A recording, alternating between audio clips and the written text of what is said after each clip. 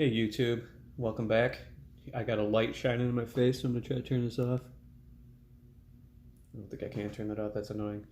Alright, you're gonna see a nice bright face. Um, yeah, we're still recording. Oh wow, that's bright. Um, Here in my office 53. Thanks for tuning in. And if you've been watching my videos, you'll know that for the past year I've been unemployed looking for a job, and it's been a struggle. A lot of rejections, a lot of interviews that didn't pan out. Second, third round interviews. Walmart, Goldman Sachs, got really close with them.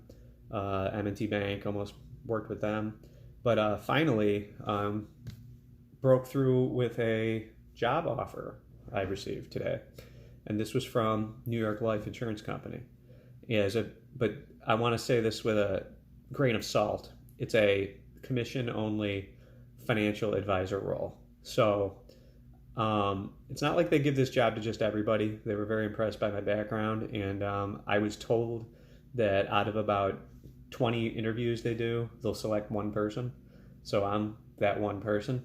They were impressed with my finance bachelor's degree, my finance MBA, all my experience in audit and business, and my extensive network of contacts that I could leverage as a financial advisor. So they made me the offer. I had the interview on Monday, and today is Wednesday. So today I sent an email back to him, and I just said, hey, I filled out that paperwork he asked me to do, and just looking to see what the next steps are. And that's when he said, well, welcome to the team, and I'll be sending you more information to fill out today, and to give him a call next week to see about training. And then also be mindful that I can't make any money at this job until I become Series 7 certified. I think it's Series 7, but there's New York State insurance licenses involved with being able to sell insurance products. And I'm great at taking standardized tests and things like that, and studying up for exams and passing them. You know, I had to do that for SAP. I had to do that as a certified internal auditor. And of course, I have a lot of schooling where I took tests. So I'm not afraid of that. The only concern I have is building up clientele. But I think I have a bit of a blessing here, because I talked to my attorney tomorrow, and my wrongful termination lawsuit settlement is hopefully right around the corner. So it won't be the end of the world if I start out making $40,000 or $50,000 the first year, which I think $60,000 the first year was kind of like the average. So if I'm only making that, but I have hundreds of thousands of dollars in the bank to fall back on, and I'm frugal, meaning I don't blow all my money, I'll be in good shape. With that, that lawsuit will bridge the gap in income to get myself back up to the 140 that I was making.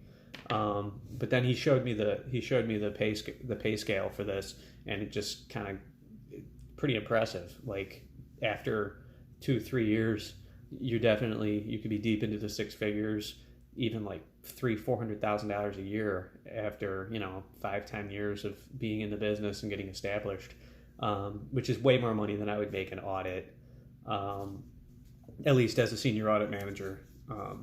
It's probably similar to what I would be making as an audit head if I stayed at a big bank. You could be making $200,000 plus, because that's the goal, guys. I mean, I live the lifestyle of somebody that makes that kind of money, so I need to make that money to make it all work.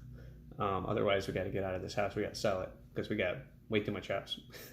But with this breakthrough, hopefully, I'm not really gonna. I told my mom, I said I'm not really gonna start getting excited or getting really excited or partying until I get my first paycheck, because that'll be where the rubber meets the road, when I first get paid. But I don't think I'll get paid. It's probably going to be a long road before I get paid, because I'm going to have no clients, and I'm going to have to start out fresh. So it's going to be tough. But I'm a tough guy. I'm willing to put in the hours. I'll put in 50, 60 hours a week if I have to get this thing off the ground. But once you're all set up, I mean, the guy I met, his office was spectacular. He had a Rolex. Everything was, and I know first impressions matter, guys, right? I mean, I went to Northwestern Mutual and had a completely different experience because I just met with some recruiter girl, and she was, and I think I've said this in my past video when I met with Northwestern Mutual.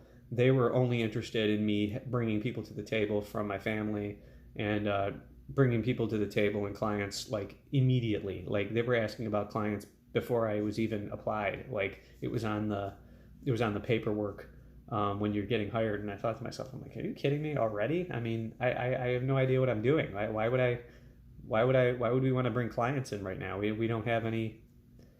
I haven't even gotten the job yet. I'm not even doing the work. So yeah, this was a completely different experience. This I was meeting with. He's like the managing director of the office. So he's got his, got a big office with his name on the wall and everything. It was that guy. And the way we met him was my wife does pet sitting, and she has a couple clients that work at New York Life. They're in training. I don't believe they're licensed financial advisors, but they work at New York Life.